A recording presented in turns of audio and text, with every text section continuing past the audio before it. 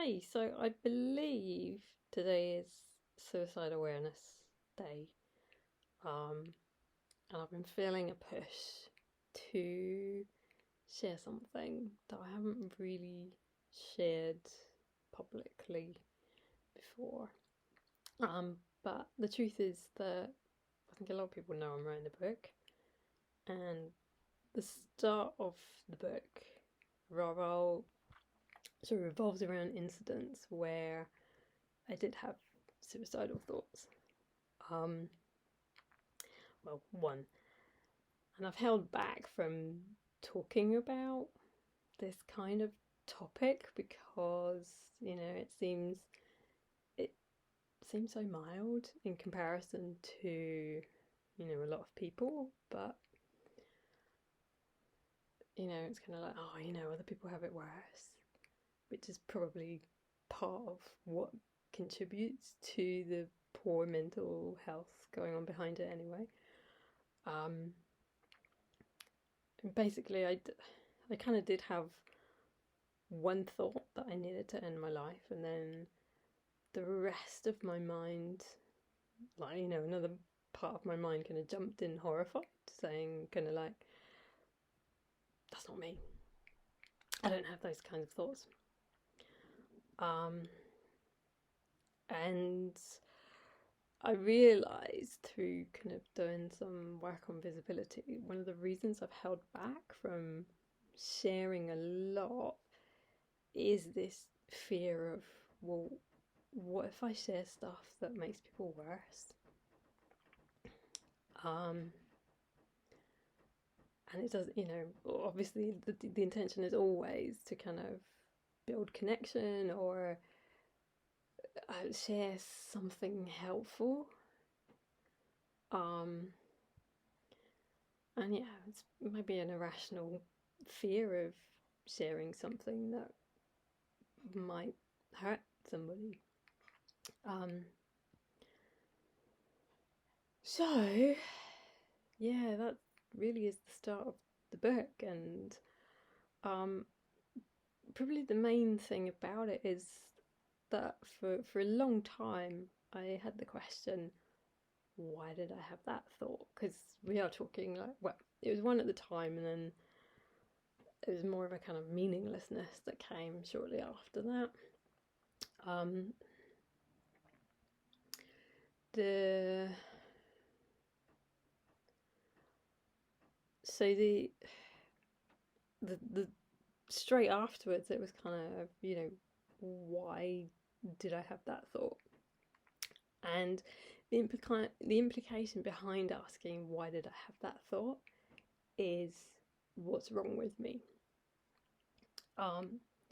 What I now understand from what I've studied and the healing journey that I've gone on is it wasn't so much changing the question from why did I have that thought to what did that thought mean was very healing, and that opened up, ask the right question and you get a better answer. So what did that mean? Like an implication of like, actually my mind was trying to do something to help me, and it came out in that way. I'd experienced like a really life-changing event, like a breakdown, breakthrough, spiritual awakening, which ended in a traumatic moment, which I've kind of been, the book has been forcing me to face and unpick and unpack and understand. And yeah, basically, kind of after an experience like that, life couldn't be the same again.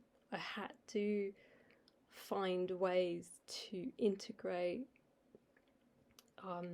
this new way of being with who I had been before I experienced that. And so the difference between, like, so what did that thought mean is like, that thought meant that life was going to have to change. It didn't mean that I had to die. It meant that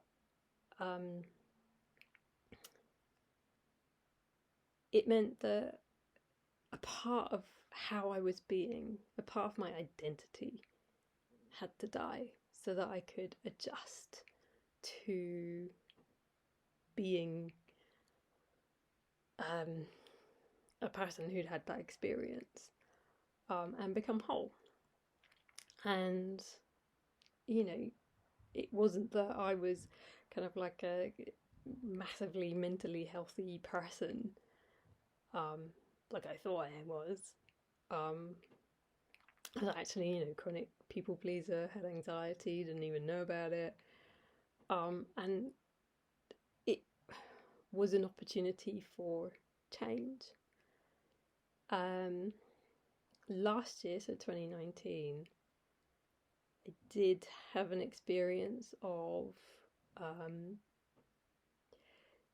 not really a suicidal thought, but I just kind of like, what's the point in existing?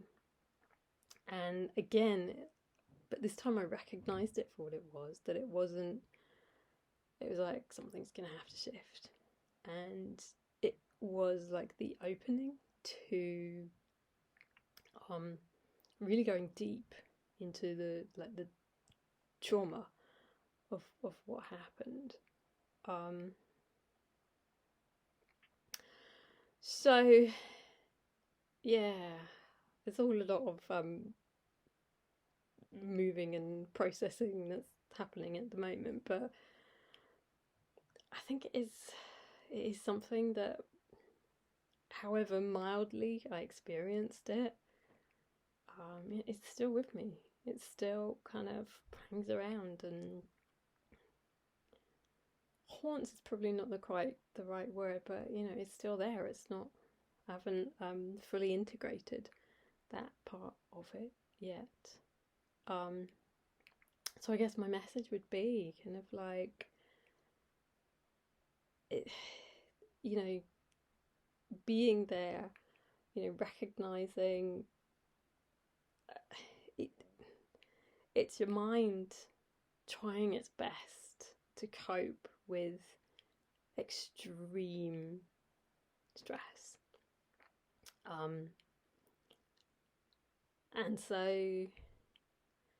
you know, I suppose probably everybody is completely different, and this is only my experience, and having studied hypnotherapy and energy healing and knowing more about the subconscious mind, I've kind of learned from the inside out what was going on, so that, you know, I can explain it to more people. And yeah, so this is a kind of unpolished, unrehearsed attempt at beginning that conversation. Yeah. So I suppose kind of like, to anybody that's maybe had that kind of experience, you're not alone. And I